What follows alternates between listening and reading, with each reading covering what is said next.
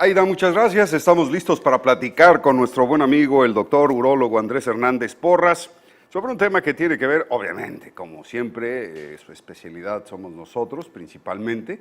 Vamos a platicar sobre la hiperplasia benigna.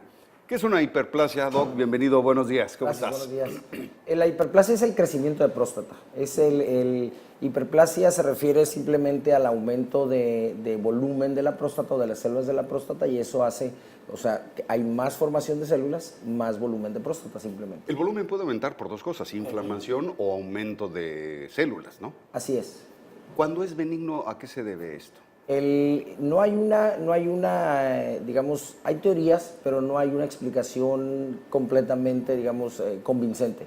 Sabemos que es un desequilibrio hormonal. Normalmente tenemos hormonas tanto masculinas como estrógenos que predominan en la mujer, pero debe de haber un equilibrio. Cuando se rompe ese equilibrio es cuando viene un crecimiento de próstata, pero no sabemos el por qué se pierde el equilibrio o por qué esa pérdida de equilibrio va a originar el crecimiento de próstata, ¿no? Y se le llama benigno no porque nos haga bien, sino porque más bien no nos hace daño, porque Así no es es. maligno. Bueno, la palabra benigno, tienes razón, se utiliza para denotar que no es cáncer. O sea, simplemente es un aumento, es un tumor, un tumor que no va a derivar en un cáncer, ¿no? Entonces, eso es benigno. Entonces, lo correcto debería de ser, ¿no? Para apoyar un poco al idioma, debería ser crecimiento o, ¿cómo se llama? Hiperplasia no maligna, ¿no? Así es.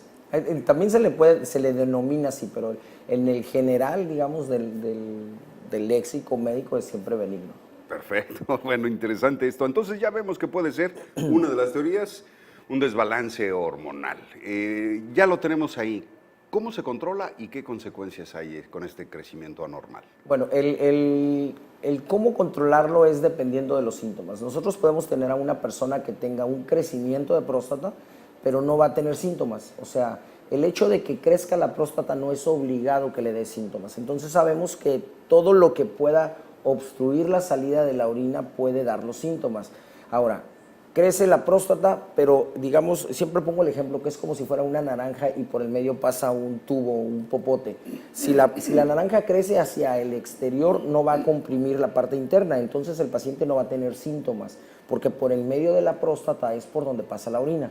Ahora, cuando hay pacientes que tienen una próstata que no es muy grande, tienen algo de crecimiento, pero el poco crecimiento que tienen crece hacia el centro de la próstata, entonces sí va a tener muchos síntomas. Entonces, mucho dependemos de los síntomas que vaya a presentar el paciente, pero también tenemos que descartar otras posibilidades, porque puede haber pacientes con muchas molestias para orinar y que tengan una estrechez de la uretra, o sea, una obstrucción por una cicatriz en la uretra, en el caño, como se dice vulgarmente, y le da exactamente los mismos síntomas.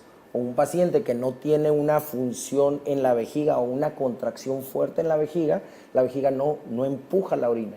Y al no empujarla bien, bueno, nosotros podemos interpretar los síntomas del paciente como si fuera una obstrucción. Lo que te quiero decir con esto es que no siempre que haya un crecimiento de próstata, inequívocamente va a tener síntomas el paciente o va a necesitar de tratamiento, ¿no?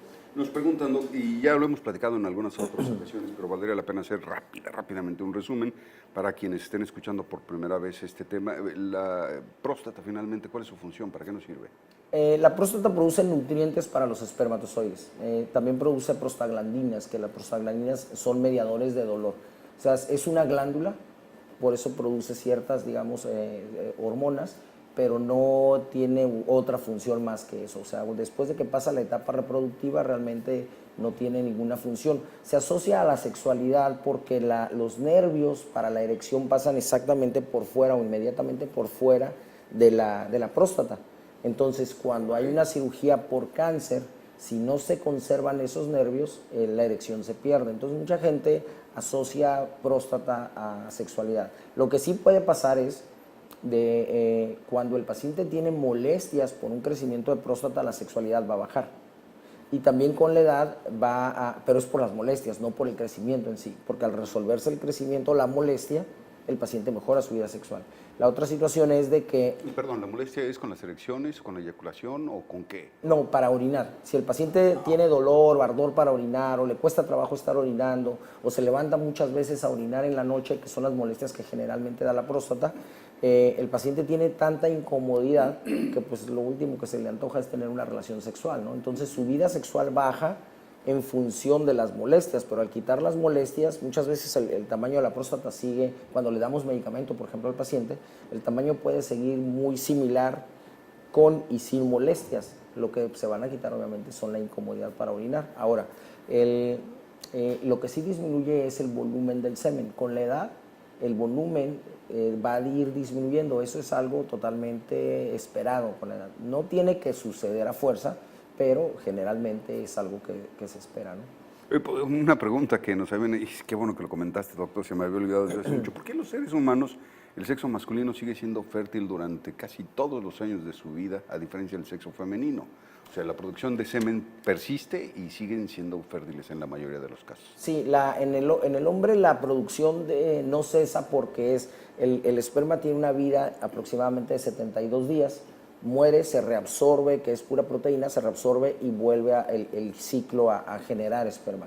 Tiende a disminuir la cantidad o la espermatogénesis, sí tiende a disminuir la producción o la cantidad de espermas, pero la fertilidad continúa. En la mujer tiene un número determinado de óvulos, en la mujer no se va a generar de nuevo el ciclo, sino ya nace con X cantidad de óvulos y esos va a ser los que va a producir o los que va a, digamos, a tener para fertilizarse, ¿no? Pero no va a generar nuevos óvulos en el transcurso de su vida. Entonces esa es la diferencia. Y muy interesante, ¿no? Fíjense que la explicación es muy, muy interesante. Doc, entonces, finalmente, si la próstata nos empieza a dar este tipo de problemas, ya sea por los desbalances, no sé si haya algunos alimentos o estilos de vida que promuevan el crecimiento de la próstata. Lo que se ha asociado a crecimiento de próstata, algo tiene que ver la familia, o sea, la herencia. Pacientes que tienen padre, abuelos, hermanos con crecimiento de próstata tienen tendencia mayor o es una frecuencia aumentada de crecimiento de próstata. Los pacientes con obesidad también. El paciente que fuma o el paciente que tiene obesidad tienden a tener más crecimiento de próstata. El paciente que no hace ejercicio también tiende a tener más crecimiento de próstata. Y actualmente se están asociando también los factores metabólicos que siempre comentamos, ¿no? Que se han estado asociando con todo, que es la presión, la diabetes, pero así bien determinado es obesidad, el ejercicio, el tabaco, tienen mucho que ver con el crecimiento de próstata y la herencia, ¿no? Fíjate, otra pregunta, y esto ya lo habíamos hablado también, pero pues como el tema lo estamos tocando nuevamente, le preocupa a algunos hombres. Anónimo nos pregunta, doctor, ¿forzosamente tiene que hacer un tacto el especialista para confirmar un crecimiento de próstata o la prueba de sangre es suficiente? Bueno, aquí cuando el tacto rectal se usa para saber si la próstata está muy dura o no está dura. Hay cáncer, eso es para el cáncer principalmente, pero también se utiliza para el crecimiento. Cuando nosotros tocamos un cáncer vamos a tocar muy dura la próstata en comparación de un paciente que no la tiene. Un paciente que tiene un crecimiento de próstata va a crecer, digamos, esta consistencia es la que va a tener, pero un cáncer va a tener la consistencia de un nudillo, ¿no? Entonces hay una diferencia. La otra cosa es cuando el paciente tiene dolor al tacto rectal, al presionar la próstata nos orienta hacia una prostatitis y eso no va a salir en un ultrasonido o no sale en un examen de sangre. El examen de sangre nos orienta también para el cáncer de próstata. Sí se puede elevar, pero no todo cáncer de próstata eleva el examen de sangre, que eso es importante. Entonces, desde el punto de vista búsqueda de cáncer, se complementan el tacto rectal y el antígeno prostático, el examen de sangre. Actualmente no se hace cada año y todo depende de cómo se comporte el antígeno. Principalmente antes de los 50 años, se recomienda cada 2 o 3 años, dependiendo del nivel de antígeno. Pero para el crecimiento de próstata, te comentaba de inicio que tenemos que diferenciar si el paciente tiene síntomas porque la vejiga le está fallando o porque el crecimiento está tapando la salida de la orina. Y cuando la vejiga falla, en el tacto rectal nosotros podemos encontrar que el tono del esfínter anal está muy débil. Entonces, un tono débil nos orienta a pensar que los nervios que llegan al ano, que también llegan a la vejiga, pues obviamente también están fallando en la vejiga y la vejiga no empuja suficiente. Entonces, el tacto rectal es un agregado al armamentario diagnóstico que tenemos. Obviamente no es obligado, pero sí nos quedamos con datos, sin llenar o, puntos sin completar en un diagnóstico, ¿no? Pues ya se nos acabó el tiempo, Doc, nada más déjame cerrar con algo, con esto que me estás explicando. Entonces, Me da la impresión de que este examen de antígeno prostático se inventó para darle un recurso a las personas que se incomodan con el tacto, ¿no? Porque si sale elevado, lo recomendable es el tacto, ¿no? Entonces, pues, ¿qué caso tiene hacerte un examen que si sale alto te van a tener que hacer el tacto? Sí, desgraciadamente como urólogos, obviamente, como vemos este tipo de pacientes, muchas veces vemos cáncer avanzado en pacientes que tienen un antígeno, un examen de sangre normal. Entonces, es el paciente que nos llega a nosotros porque vemos más de este tipo de pacientes, pero en el digamos, ámbito general o los médicos que no están en contacto con el paciente prostático, pues no abogan por la revisión porque no ven el tipo de casos, ¿no? Ni modo, amigo, la verdad es que pues sí vale la pena hacerse la idea de que tiene uno que ser tocado y quitarse ese prejuicio de la incomodidad, ¿no? Porque pues muchos hombres se pueden sentir mucho más que incómodos con un tacto como estos, pero la vida creo que vale más la pena, ¿no? Muchísimo más. Doc, ¿por qué no nos das tus números de contacto si eres tan gentil? Claro que sí, es el 634-1138 aquí en Tijuana y urólogo.com.mx. Estuvo con nosotros nuestro urólogo de cabecera, el doctor Andrés Hernández Porras, esta mañana. Le agradecemos, te esperamos la próxima semana, Doc. Gracias. Gracias.